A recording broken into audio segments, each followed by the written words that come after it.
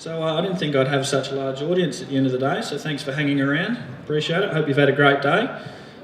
So one end of the spectrum to the other, I guess, from the PMC to the YICS. So it's a role I'm very passionate about, helping young people, as is my wife Nikki. If there's a baby crying later on, apologies, it's my son. He'll be booing me off stage in his own way.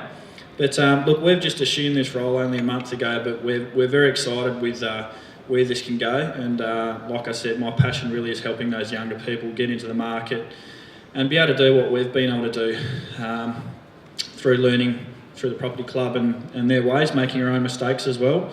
And the opportunity to be able to help those people moving forward is really exciting. So I'd like to thank you guys for giving us the opportunity of doing that. So just before I get into the presentation, we've got a young investor stand out there. So we're doing a Lindt chocolate giveaway. So there's not many in here who don't like Lindt chocolate. We're just asking for a quick survey, how we can help increase our increase our benefits to the young investors. So we're just requiring some feedback and maybe giving us some names of people who you think will benefit from the Young Investors Club, and you'll go in the draw to win some lovely Lindt chocolate. And the YICS, we're also running the rugby tipping comp as well this year. So half the proceeds go to Club Cares. And so if you want to register for that, please come and see us. Now, you've missed a couple of games, but you will get the away team, so you're probably doing better than half the people in the comp already. So please see us for that one. So I'm going to talk about, I'm going to side with the older generation a little bit. And look, a big thing I see, perceived problem out in the public, is young investors think they need a lot of money. Can't afford it, can't get into the market, we're never going to be able to afford our own property, we're just going to rent the rest of our lives. You know, prices have just moved up too much, we'll never be able to afford it. And I don't think that's true, and I'm going to show you why. So I think this is the real problem. When they're at that moment in their life, when they're ready to move out, you know, 18, 20, 21, their parents are living in a house like this. They're at the top level of their earning potential. Their mortgage is reduced. They're living the life. They're going on holidays.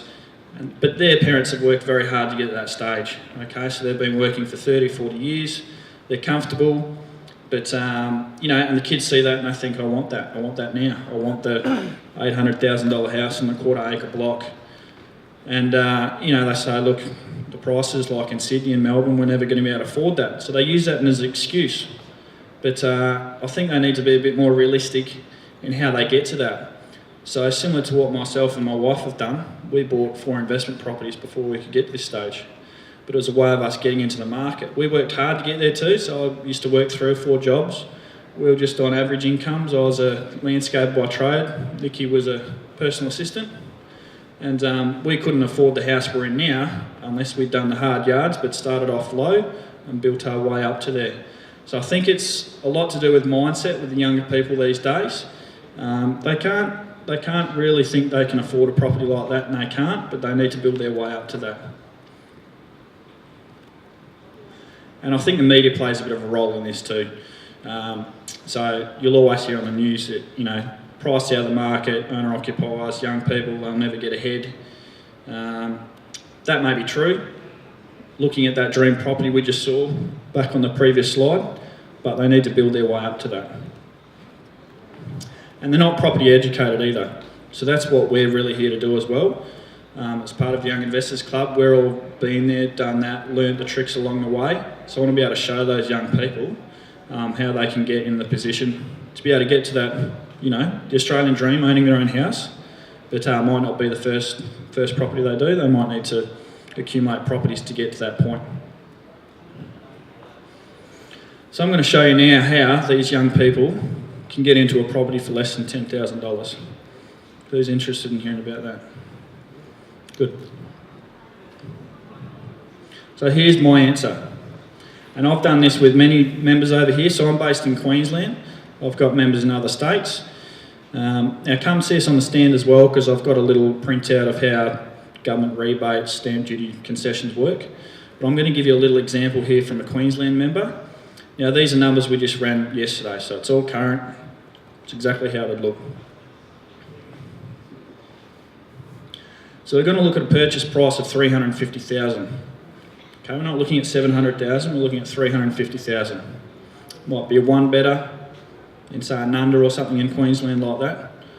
A realistic purchase price, and the difficult thing can be to get to this point. So that's where the Young Investors Club can help that mindset of the younger person get to that stage where, okay, this is what I need to do, and it is achievable. So let's take a purchase price here of $350,000.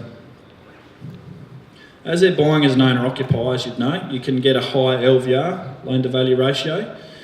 Typically, when you're buying as an investor, 90% nowadays is all you can do. Buying as an owner-occupier, you can leverage higher. The banks sit as less of a risk, and it means you need less money at the end of the day to go ahead with the purchase. So they've got the ability there to borrow more of the loan.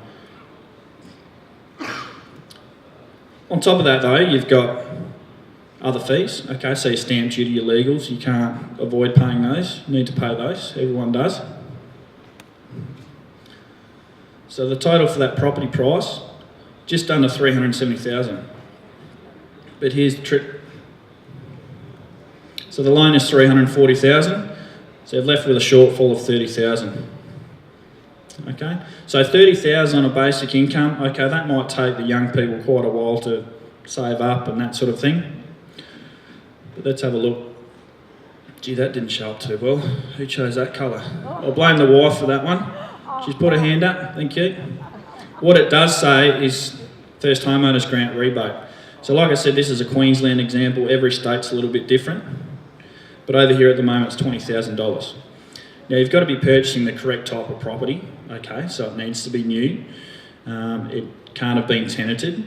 You know, so these are things you need to look out for. But that says $20,000. From there, you get a stamp duty rebate as well. So you get the full stamp duty back on the investment loan. Over here on this example, it's $3,500. So they did have to settle with $27,500, but now they've got the rebate and the stamp duty rebate, $4,000. So they've got into an asset worth $350,000 with only $4,000 to complete. Now I've had members who have needed less than this. It's worked out being $1,000. Now granted, to get the loan approved, you will need to have, and the brokers can verify this, normally 5% genuine savings sitting in their account for 3 months. Bank of mum and dad might be able to lend them that money for the 3 months, sits in their account for that time. Once the property settles, they can pay them back the $20,000 first homeowners grant and the stamp duty rebate. Thanks mum and dad, I've got a property, I'm in there for $4,000. So what they need to do, obviously, you know, they can't then just let people move in there straight away and it becomes an investment. What they do is they move in there for 12 months. They need to be in there for 6 months for the stamp duty, for the first homeowners grant, 12 months for the stamp duty. They then move out of the property and then it becomes an investment property. So then all of a sudden all their loan costs and that they've paid, that's now becomes a tax deduction. They've got the rental income, they've moved out, they've got one property under their belt, it's cost them $4,000.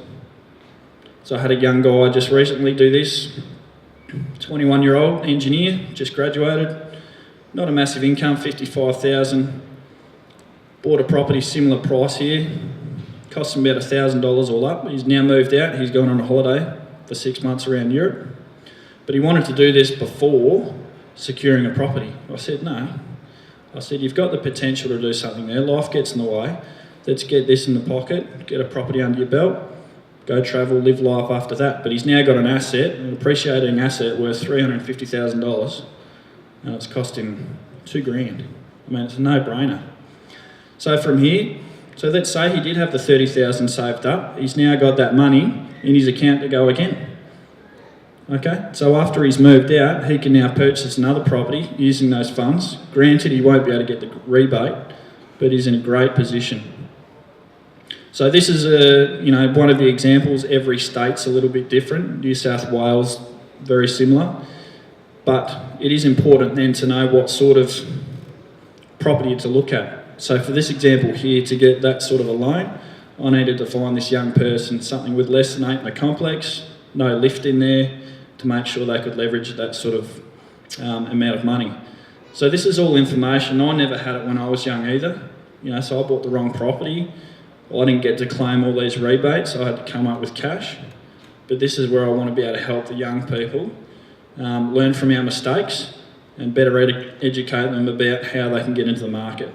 So, as we can see, I think the big problem, or one of the main problems, is they see their mum and dad.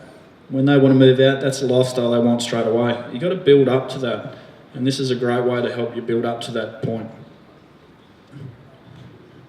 Okay, nice and short and sharp, but please come and find us at the Young Investors Club stand.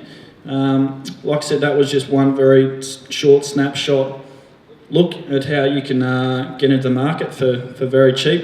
There's plenty of other strategies that we use, but that's just one I wanted to cover today.